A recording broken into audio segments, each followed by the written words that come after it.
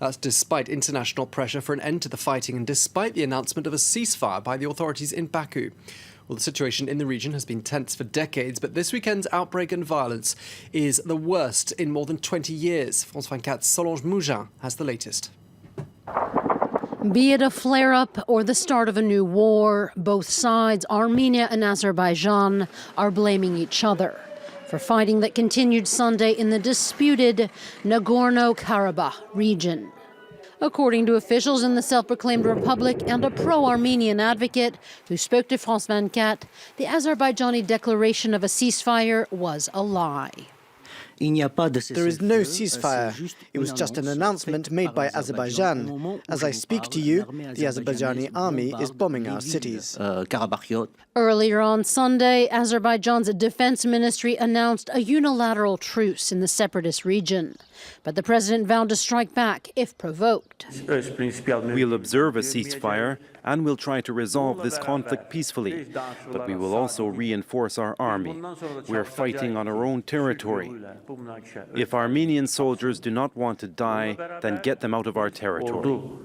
Nagorno-Karabakh is part of Azerbaijan, but its population is mainly ethnic Armenian. It's been occupied by Armenian forces since 1994, when a Russian-brokered truce came into effect, putting an end to a 2-year war that left 30,000 people dead and over 1 million displaced.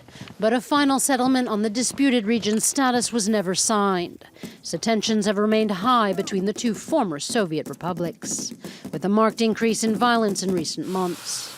Russia, which has sold arms to both sides, has called on the two countries to stop fighting. Meanwhile, Turkey's President Erdogan has vowed to support Azerbaijan to the end. A little earlier on, I spoke to Azerbaijan's ambassador to France, Elchin AMIRBAYOV. I started by asking him to react to claims that his country's declaration of a ceasefire is false. This is one of the ways of justifying the illegal policies that they are carrying out in this region throughout the occupation period.